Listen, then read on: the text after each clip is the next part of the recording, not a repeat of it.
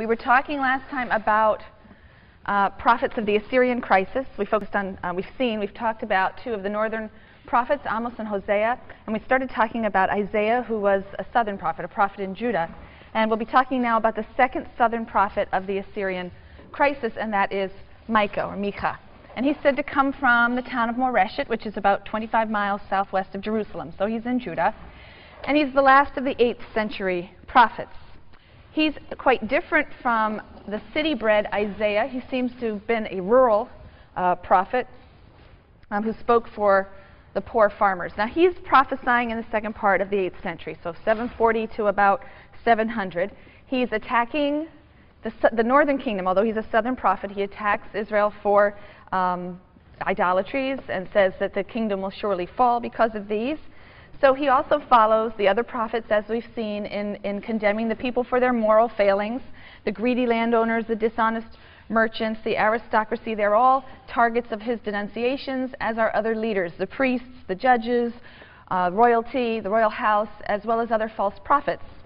But the greatest contrast between Isaiah and Micah, so if you want to differentiate these two southern prophets of the Assyrian crisis in your mind, the greatest contrast lies in his view of the city as inherently corrupt. It's inherently sinful. It's inherently doomed to destruction. Isaiah had preached the inviolability of Zion, and Micah is sharply critical of the Davidic dynasty.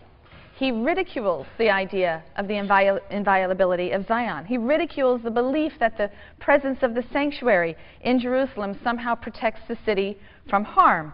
He says, on the contrary, that God will destroy his city and his house if need be. Micah 3, verses 9 through 12. Hear this, you rulers of the house of Jacob, you chiefs of the house of Israel, who detest justice and make crooked all that is straight, who build Zion with crime, Jerusalem with iniquity. Her rulers judge for gifts, her priests give rulings for a fee, and her prophets divine for pay. And yet they rely upon the Lord, saying, the Lord is in our midst. No calamity shall overtake us. Assuredly, because of you, Zion shall be plowed as a field, and Jerusalem shall become heaps of ruins, and the Temple Mount a shrine in the woods. Stark contrast then between Isaiah, who trusts and has confidence that God will never allow his holy city to be destroyed, his sanctuary to be destroyed. His presence in the midst of the city is guarantee that it will survive. And Micah says it's no guarantee of anything. One of the most famous passages in the book of Micah is in chapter 6, 8 verses in chapter 6. And this is a passage that takes the form of a covenant lawsuit, which we've talked about before, the reeve. And the structure is as follows. I've put it up on the whiteboard there. The first two verses are the issuing of the summons to the case. So the prophet here is acting as God's attorney, and he summons the accused and he summons the witnesses. Those would be the mountains who are to hear the case against Israel, God's case against Israel. Hear what the Lord is saying. Come, present my case before the mountains, and let the hills hear you pleading. Hear, you mountains, the case of the Lord, you firm foundations of the earth. For the Lord has a case, a lawsuit against his people. He has a suit against Israel. So those are the opening verses, and in verses 3 to 5, we then move on to the plaintiff's charge, God's charge or accusation. And this is given again through the attorney. He appeals to Israel's memory of all of the events that have manifested his great love for her. That begins with the Exodus, of course, and continues with the entry into the Promised Land. And he says Israel seems to have forgotten all of these deeds that God has performed on her behalf, and the obligations that those deeds obviously entail. Israel's conduct in response to this continuous benevolence on God's part is appalling. In verses 6 to 7, you have the defendant's plea. This is Israel speaking. But Israel really, of course, has no case to plead.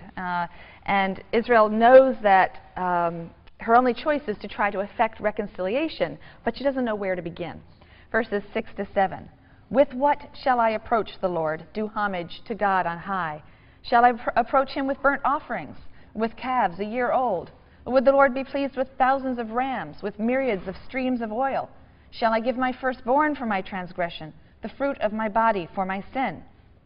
And the prophetic attorney, right, because the prophet is here acting as the attorney, in verse 8, responds to this. He has told you, O man, what is good and what the Lord requires of you, only to do justice and to love goodness and to walk humbly with your God. And the word that has been translated here as goodness is this word chesed. This is the word that we discussed last time in relation to Hosea, and it's a word that seems to refer to that covenantal loyalty, the loyal love of covenantal partners. And this is a classic passage that really typifies the prophetic emphasis on morality, or the primacy of morality in prophetic thought.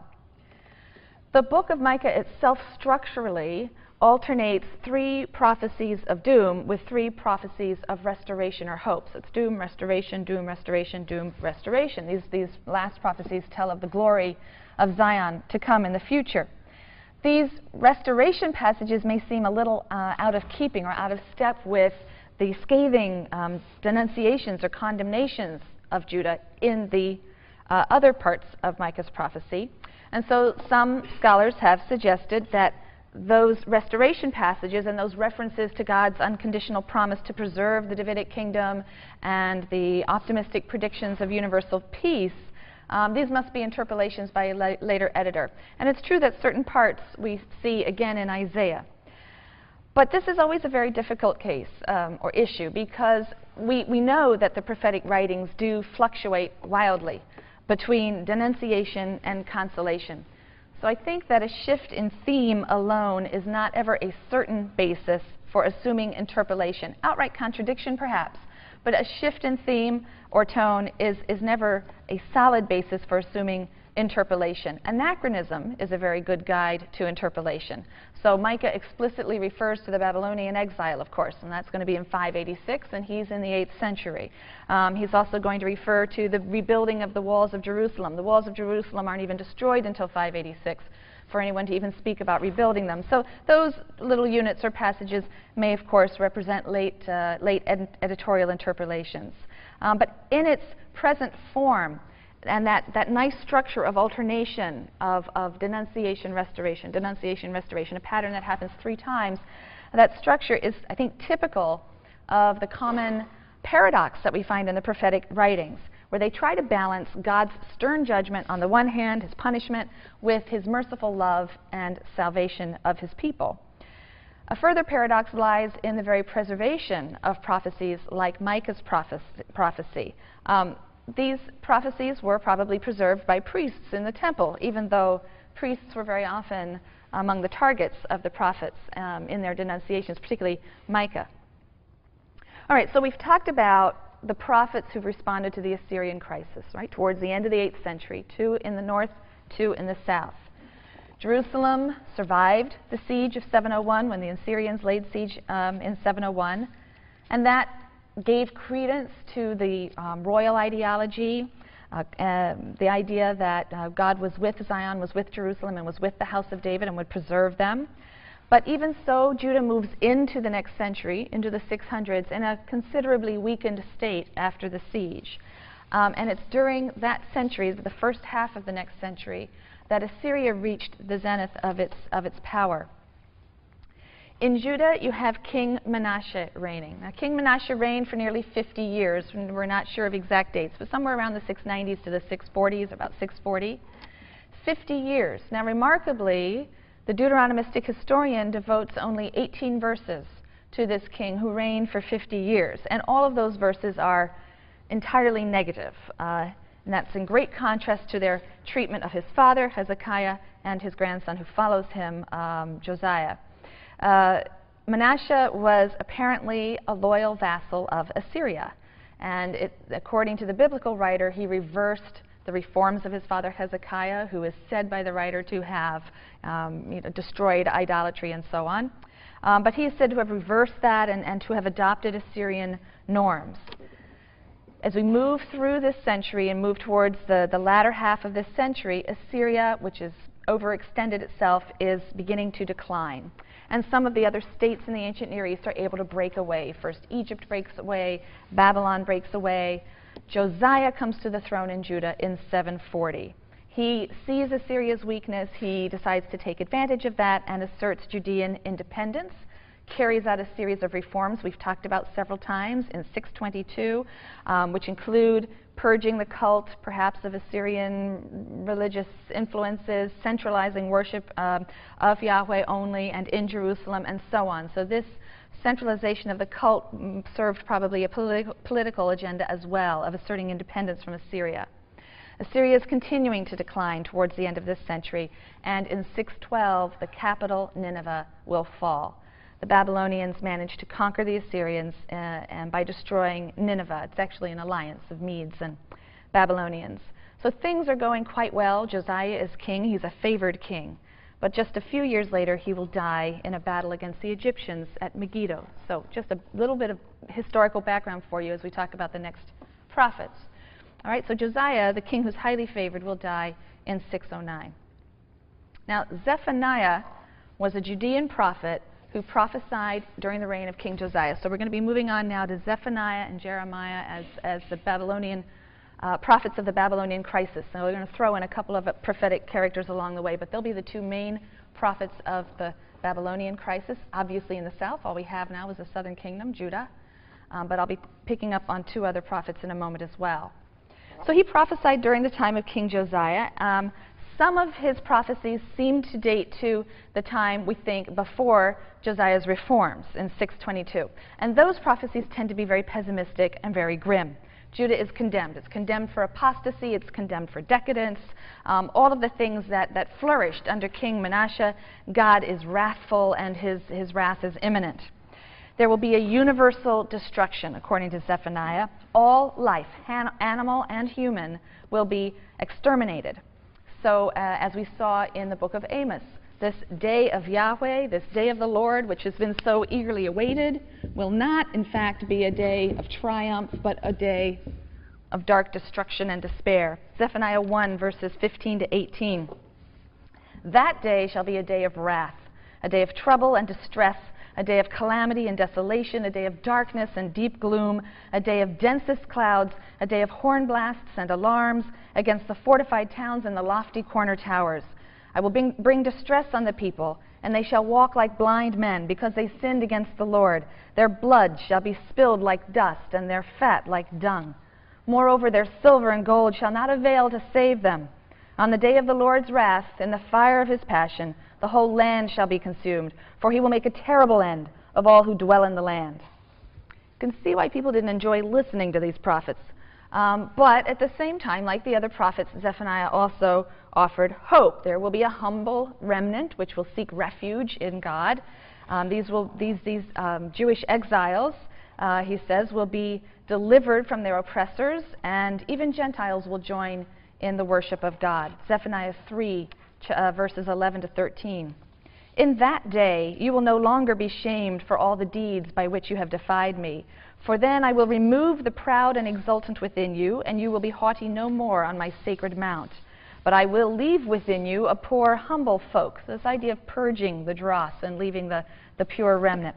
And they shall find refuge in the name of the Lord. The remnant of Israel shall do no wrong and speak no falsehood. A deceitful tongue shall not be in their mouths.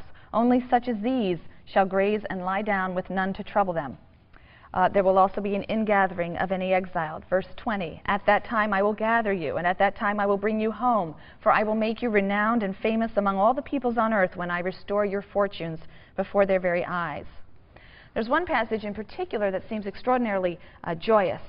It seems to announce the salvation as happening now, as present. And so a lot of scholars think that this was Zephaniah's reaction to Josiah and Josiah's reform, which seemed to him to perhaps be the very salvation for which the nation was longing. Chapter 3, verses 14 and 15. Shout for joy, fair Zion. Cry aloud, O Israel.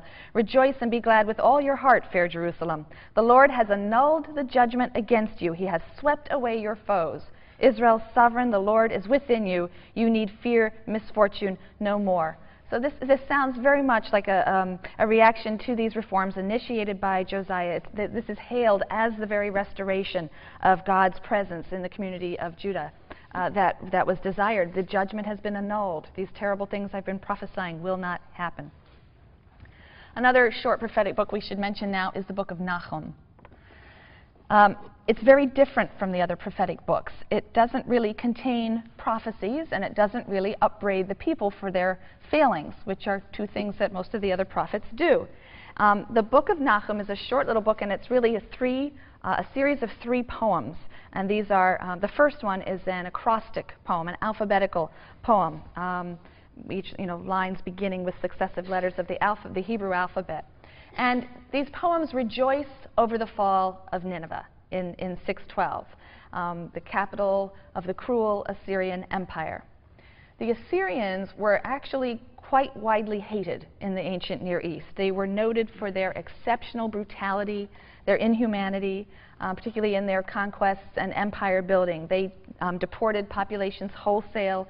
They were guilty of all sorts of atrocities, like mutilating their captives. They would butcher women and children, all sorts of horrendous deeds. We have lots of testimony about this, both in Assyrian sources, but other ancient Near Eastern sources, texts as well as artwork. So Nahum, in this poem, is celebrating the avenging and wrathful God who has finally turned around to destroy this terrible enemy of Israel and indeed the world. According to Nahum, it's quite true that God had used Assyria as his tool. He had used Assyria to discipline the kingdom of Israel, right? They did destroy Israel, and to discipline Judah for Judah's sins.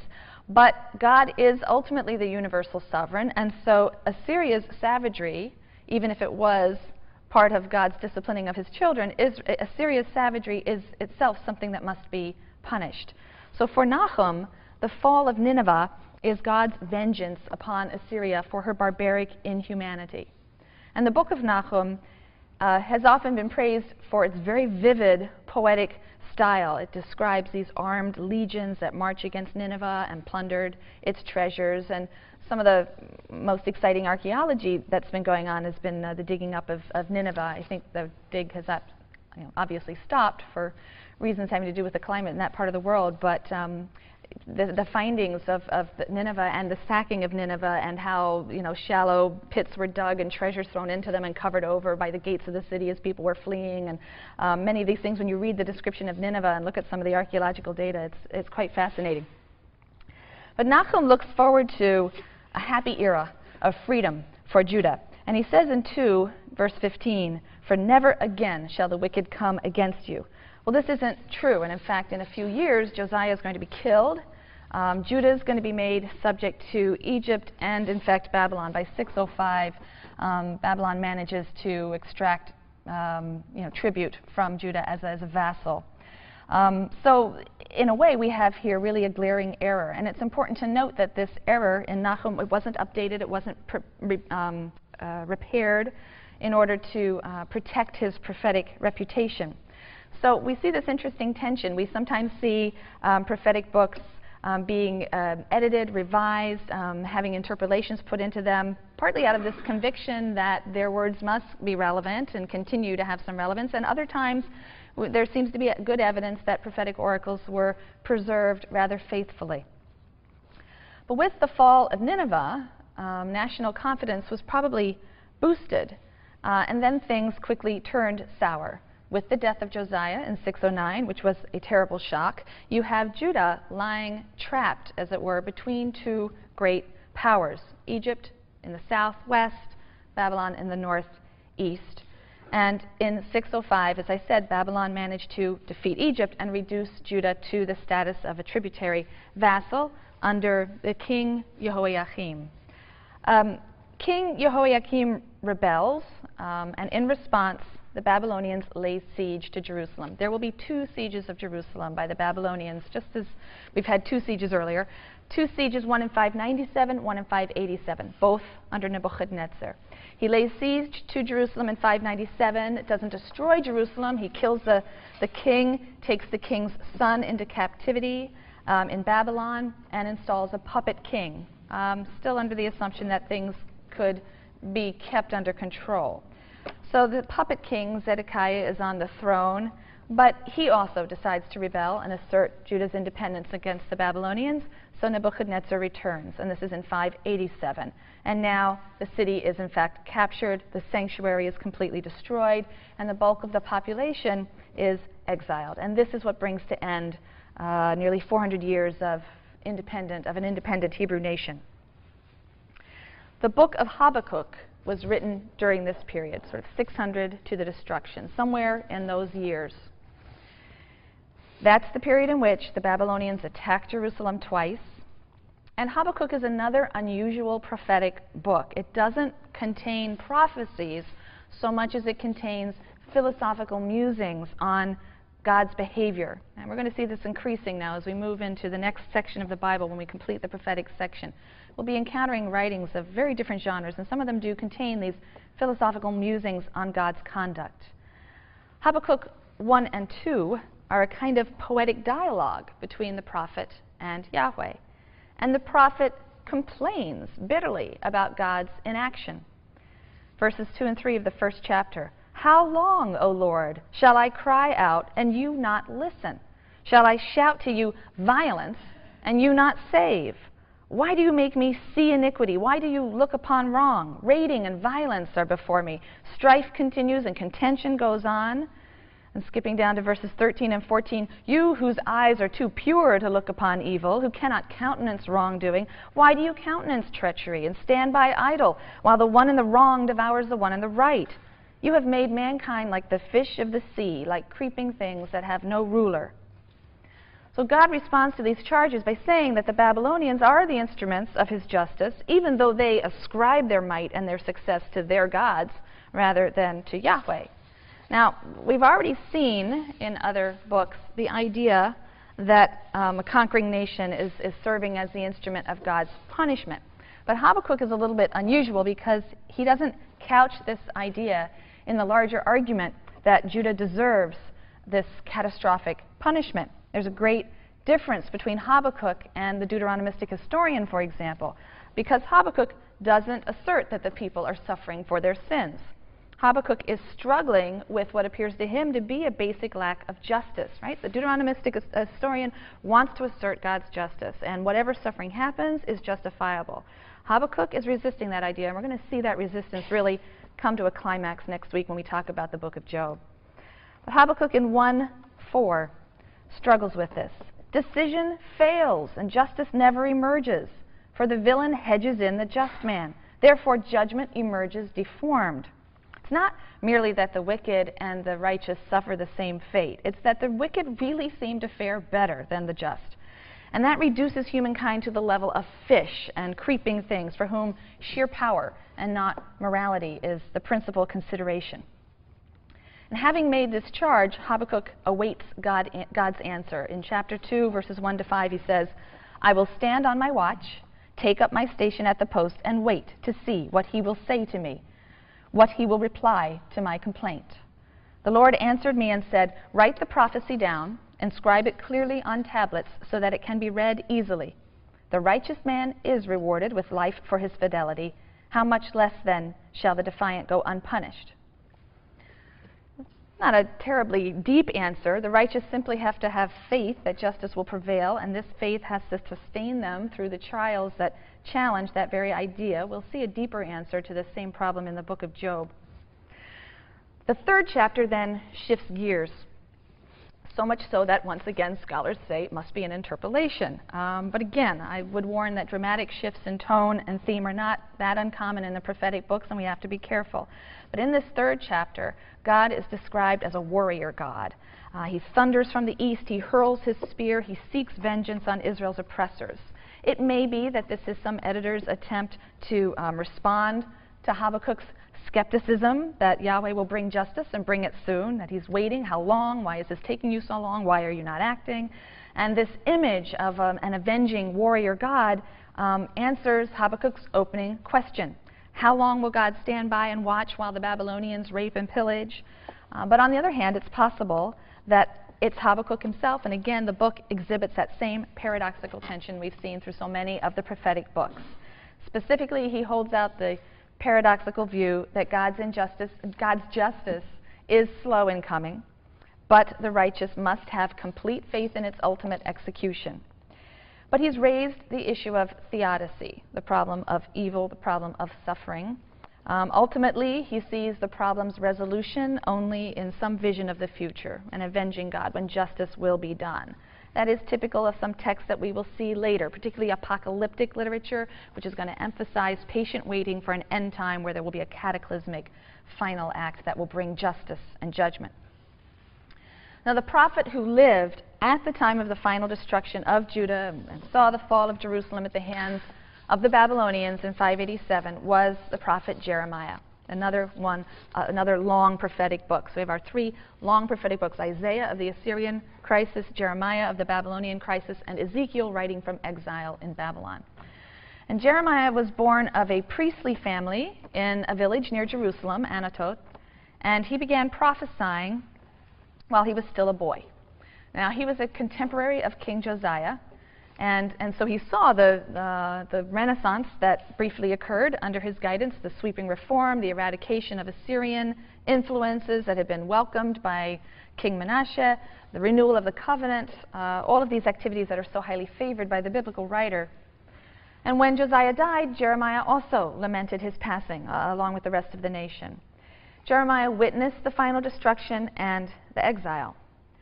The book of Jeremiah is a collection of very different types of material. There's really no clear organization. There's no clear chronological order, not the kind of thing you can just sort of sit down and read from beginning to end and hope it'll make sense. There are prophecies. There are oracles and diatribes against foreign nations. There are stories, biographical narratives. There's some poetry. And at the very end, a little brief historical appendix, which really resembles 2 Kings chapters 24 and 25.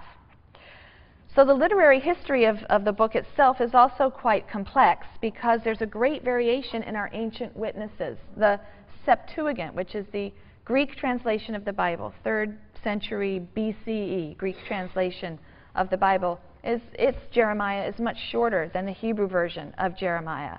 And it's arranged differently. Right? Internally, the arrangement is different.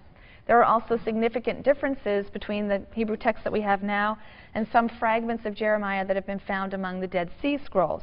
So this attests to the very open-ended nature of written compositions in antiquity. We find three main types of material, however, in Jeremiah: the poetic oracles that generally are attributed to Jeremiah, then biographical anecdotes and narratives about him, which are attributed to his amanuensis and assistant, whose name I don't think I put up here. Baruch ben Neriah, ben simply meaning son of. So Baruch, the son of Neriah, whose name comes up quite a bit in the book of Jeremiah. And he is a scribe who assists Jeremiah, and it's thought that perhaps the biographical narrative sections were composed by Baruch ben Neriah. Then we also have certain editorial notes about Jeremiah that are in the style of the Deuteronomistic historian, Deuteronomistic editor. Jeremiah in general seems to have very close connections with the language and the ideology of Deuteronomy. So if we look quickly at the structure of the book for the most part, the first 25 chapters, Jeremiah 1 through 25, contain an introduction and an account of Jeremiah's call, but then also poetic oracles, with some biographical snippets thrown in there as well. Not snippets, narratives, biographical narratives as well as poetic oracles. 26 to 29, we have stories of his encounters, I should say run-ins, with other prophets and with authority figures of various types. Chapters 30 to 33 are oracles of hope and consolation. 34 to 45 are more prose stories, and these stories center around and after the time of the final destruction. Then we have several chapters, 46 to 51, that contain oracles against nations. Some of these scholars think might be from other writers. And then again, as I say, it concludes with this historical appendix about the fall of Jerusalem that's extracted from 2 Kings. Now, Jeremiah preached the inevitable doom and destruction of the nation because of its violation of the covenant, which was the very charter for her existence, and his descriptions were quite vivid and quite terrifying. He denounced Israel's leaders, the professional prophets in particular, with whom he has many encounters. The professional prophets are liars, he says, because they prophesy peace. He has some negative references to priests as well, but he's especially critical of King Jehoiakim, who's the son of Josiah. He can be compared to Micah, because he also attacked this idea, this popular ideology of the inviolability of Zion. As long as injustice and oppression are practiced in Judah, the presence of the temple is no guarantee of anything. Judah will suffer the fate that she deserves for failure to fulfill her covenantal obligations. So God tells Jeremiah to go stand at the gate of the temple and speak these words, and this is a passage that's often referred to as the temple sermon. It's from chapter 7. Thus said the Lord of hosts, the God of Israel, mend your ways and your actions, and I will let you dwell in this place. Don't put your trust in illusions and say, the temple of the Lord, the temple of the Lord, the temple of the Lord are these buildings. No, if you really mend your ways and your actions, if you execute justice between one man and another, if you do not oppress the stranger, the orphan, and the widow, you hear the language of Deuteronomy, right? Those three are always together in Deuteronomy, drawing very heavily on the same language. If you do not oppress the stranger, the orphan, and the widow, if you do not shed the blood of the innocent in this place, if you do not follow other gods to your own hurt, then only will I let you dwell in this place, in the land that I gave your fathers for all time. See, you are relying on illusions that are to no avail. Will you steal and murder and commit adultery and swear falsely? Again, allusion to the Decalogue, right? Those 4 terms in the Decalogue. Will you steal and murder and commit adultery and swear falsely and sacrifice to Baal and follow other gods whom you have not experienced, and then come and stand before me in this house which bears my name and say, we are safe to do all these abhorrent things? Do you consider this house which bears my name to be a den of thieves? As for me, I have been watching, declares the Lord. So he attacked this doctrine of the inviolability of Zion, and that would have been iconoclastic to say the least. But he pointed to history as proof for his assertion. He cites the example of Shiloh as an example. If you remember, during the period of the Judges, when the Ark of the Covenant was peripatetic and would stay at different places, but for some time it came to rest at Shiloh with the priest Eli and his sons. And in that time, the Philistines managed to destroy the sanctuary and capture the ark and carry it off into Philistine territory. So the presence of the Ark of the Covenant is no guarantee of anything. And the belief that God would not allow his temple, his city, his anointed ruler to be destroyed, Jeremiah says, is a deception. It's an illusion. His political message resembles very much the message of his predecessors. He says that the nation's pathetic attempts to resist the great powers and to enter into alliances with the one against the other, these were all completely futile. And to dramatically illustrate the destruction and the slavery that were inevitable, he paraded around Jerusalem, first in a wooden yoke and then in an iron yoke. He does this in chapters 27 and 28. This is a symbol of the slavery, the yoke of the master that is to come. In chapter 27, verse 6, he claims that God has power over all the earth and has given the earth to Nebuchadnezzar of Babylon, God's servant. As you can imagine, referring to the destroyer of the nation as God's servant would have been shocking, not to say dangerous. You can imagine parallels in our own time where people would see the God most commonly understood to be the God of most Americans being the one who orchestrated attacks against us. It would have that same kind of feel and power to people. And in several passages, Jeremiah exhorts the king to submit to the Babylonian forces. This is acceptance of God's will, the forces that are surrounding Jerusalem. To ensure the preservation of his words, which were not popular, Jeremiah had his amanuensis Baruch write down everything that God spoke to him. Chapter 36 gives us an insight into this process. It's kind of interesting because Jeremiah's words are transcribed. God specifically tells Jeremiah how to do this. Get a scroll, he says, and write upon it all the words that I have spoken to you concerning Israel and Judah and all the nations, from the time I first spoke to you in the days of Josiah to this time. Now it's the time of King Jehoiakim. And then in verse 4 we read, So Jeremiah called Baruch son of Neriah, and Baruch wrote down in the scroll at Jeremiah's dictation all the words which the Lord had spoken to him. Now Jeremiah is in hiding at this time because he's politically very unpopular, so he instructs Baruch to take the scroll to the temple and to stand there and to read it to the people. The king's officials are there. They report to the king about the subversive message which has been delivered by Baruch. So Baruch goes into hiding. The scroll is torn into strips and burned. God orders Jeremiah to get another scroll and repeat the process, and he does. verse 32 of chapter 36. So Jeremiah got another scroll and gave it to the scribe Baruch, son of Neriah, and at Jeremiah's dictation he wrote in it the whole text of the scroll that King Jehoiakim of Judah had burned, and more of the like was added. And then some, right? They came back with even more. So it's possible that some scholars suggest that what was written would have been the contents of chapters 1 to 25, which really contains the oracular material, the oracles. But in any event, this story gives us some insight into the process of prophecy. It doesn't appear to have been really off the cuff. The compositions of the prophets were literary compositions that were committed to memory. They could then be dictated again. And on an archaeological note, I should point out that one of the most exciting finds, I think, is a clay. In 1975, they found a clay boule, which is like a clay imprint of Baruch, son of Neriah, the scribe, is what it says on the clay imprint. Another one was found in 1996. It was said to be found in a burnt house in Jerusalem, which would have been around the time of the destruction. And it just showed up on the antiquities market, so some question whether it's genuine or not. The second one that was found has a fingerprint on it, and people say, well, that could be the fingerprint of Baruch, son of Neriah. Anyway, this is the fun stuff you get to do if you do archaeology. But there are plenty of people who think that these probably are the seals of the scribe Baruch, son of Neriah, that he would have used to stamp anything that he would have transcribed or written. So Jeremiah was rejected. He was despised. He was persecuted by fellow Judeans. Naturally, they would have seen him as a traitor. He was flogged. He was imprisoned.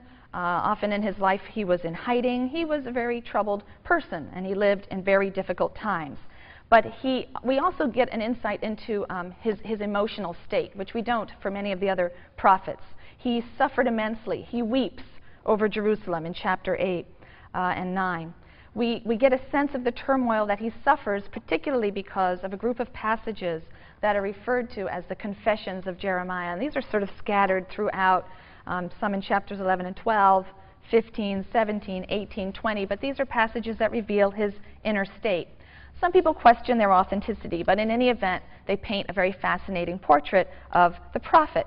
He curses the day that he was born. He accuses God of deceiving him, of enticing him to act as God's messenger, only to be met with humiliation and shame. But he can't hold it in. God's words rage inside him, and he must prophesy. It would be better, had he not been born at all, than to suffer this ceaseless pain. Chapter 20, verses 7 through 18, just selections from there. You enticed me, O Lord, and I was enticed. You overpowered me, and you prevailed. I have become a constant laughingstock. Everyone jeers at me. For every time I speak, I must cry out. I must shout lawlessness and rapine. For the word of the Lord causes me constant disgrace and contempt. I thought, I will not mention him. No more will I speak in his name. But his word was like a raging fire in my heart, shut up in my bones. I could not hold it in. I was helpless. I heard the whispers of the crowd, terror all around. Inform, let us inform against him. Accursed be the day that I was born. Accursed be the man who brought my father the news and said, a boy is born to you, and gave him such joy. Let that man become like the cities which the Lord overthrew without relenting, because he did not kill me before birth, so that my mother might be my grave, and her womb big with me for all time. Why did I ever issue from the womb to see misery and woe, to spend all my days in shame? Nevertheless, despite all of his very harsh criticisms of the authorities, establishment authorities, the royal house, and even scribes, other prophets who are labeled as liars by Jeremiah, his words were preserved by scribes, by the Deuteronomistic editors. Shortly after the fall of Judah, Jeremiah was taken forcibly to Egypt, and he lived his final years out in Egypt. He didn't give up his job, though. He kept denouncing people. We have records of his denouncing his fellow Judean exiles down in Egypt for worshiping the Queen of Heaven. And as before, it seems very few heeded him there. But like the earlier prophets, Jeremiah also balanced his message with a message of consolation. And there's some very interesting and unique features of Jeremiah's message of consolation. These passages are found particularly in chapters 30 to 33, where we have more hopeful prophecies. He envisages a restoration. The exile will come to an end. And in fact, Jeremiah is the first to actually set a time limit to what we might refer to as the dominion of the idolaters holding sway over God's people. And that time limit, he says, is 70 years. Jeremiah writes a letter to the first group of deportees. So remember the first siege in 597, you have the king killed, his son, and many people taken into exile in Babylon. Jeremiah from Jerusalem writes a letter to that first group of exiles. And it's quite remarkable, it's found in chapter 29, and it's quite remarkable for its counsel, its advice to the exiles to settle down in their adopted home and just wait out the time. There is an appointed end. He warns the people not to listen to prophets who say you will return shortly. It's just a lie. The Israelites have to serve the king of Babylon, and by doing so they will live. So in Jeremiah 29, verses 4 to 7, "Thus said the Lord of hosts, the God of Israel, to the whole community which I exiled from Jerusalem to Babylon." He's writing to the exiles. "Build houses and live in them. Plant gardens and eat their fruit. Take wives and beget sons and daughters, and take wives for your sons and give your daughters to husbands that they may bear sons and daughters. Multiply there, do not decrease, and seek the welfare of the city to which I have exiled you." Instead of seek the welfare of Jerusalem, seek the welfare of the city to which I have exiled you, and pray to the Lord in its behalf, for in its prosperity you shall prosper. In other words, you're in for the long haul, and you shouldn't be deceived by the idle dreams or the false prophets who tell you that return is imminent. God has other plans. They are plans for welfare, not for evil, and they will give you a future and a hope. At the end of 70 years, Jeremiah said, there will be a great war of all the nations, and Judah and Israel will be returned to their land. Zion, he declared, would be acknowledged as the holy city, and a new Davidic king would reign. A new covenant would be made with Israel as well. And this time, Jeremiah says, it's a covenant that will be etched on the heart, encoded, as it were, into human nature. Jeremiah 31, verses 31 to 34. "See, a time is coming, declares the Lord, when I will make a new covenant with the house of Israel and the house of Judah. It will not be like the covenant I made with their fathers, when I took them by the hand to lead them out of the land of Egypt, a covenant which they broke, so that I rejected them, declares the Lord. But such is the covenant I will make with the house of Israel after these days, declares the Lord. I will put my teaching into their inmost being, and inscribe it upon their hearts. And then I will be their God, and they shall be my people. And no longer will they need to teach one another and say to one another, heed the Lord, for all of them, from the least of them to the greatest, shall heed me, declares the Lord." So this is a remarkable idea. It seems to express some dissatisfaction with the element of free will, which is otherwise so crucial to the biblical notion of covenant and morality, the idea that humans freely choose their actions. After all, when you think about some of the major themes set out in the Hebrew Bible at the very beginning, in the opening chapters, this would seem to be a cardinal principle. Choice, but free choice does mean, of course, that there will be bad choices, and there will be disobedience and evil. And people can get tired of that, and Jeremiah was. So his utopian ideal is inspiring, but it does eliminate the element of free will. It seems to describe a situation in which humans are almost hardwired to obey God's covenant. And that's a tension that will also be developed in some later texts. I just note it here. In a very beautiful passage, Jeremiah describes a future restoration of the temple, the bringing of offerings again, the singing of psalms and praise. And this is in contrast to chapter 25. There in chapter 25, he warned that God will banish the sound of mirth and gladness, the voice of bridegroom and bride, leaving the land a desolate ruin. And now, in his oracle of consolation, Jeremiah says, "And again there shall be heard in this place, in the towns of Judah and the streets of Jerusalem that are desolate, without man, without inhabitants, without beast, the sound of mirth and gladness, the voice of bridegroom and bride, the voice of those who cry, 'Give thanks to the Lord of hosts, for the Lord is good, for his kindness is everlasting,' as they bring thanksgiving offerings to the house of the Lord. For I will restore the fortunes of the land as of old, said the Lord." So just to kind of summarize these prophets leading up to the time of the destruction, because next time we'll be talking about the exile and later the return. But the fall of Jerusalem shattered the national and territorial bases of Israel's culture and religion. The Babylonians had burned the temple to the ground. They carried away most of the people to exile, to live in exile in Babylon, leaving behind mostly members of the lower classes to eke out a living as best they could. And it was the completion of a tragedy that had begun centuries earlier, and it was interpreted as a fulfillment of the covenant curses. It was the end of the Davidic monarchy, although the Deuteronomistic historian does close with this note that the son of Jehoiakim was alive and living in Babylon, kind of holding out hope that the line hadn't actually been killed out, hadn't been completely wiped out. But the institution seemed to have come to an end for now. It was the end of the temple, the end of the priesthood, the end of Israel as a nation, as an autonomous nation.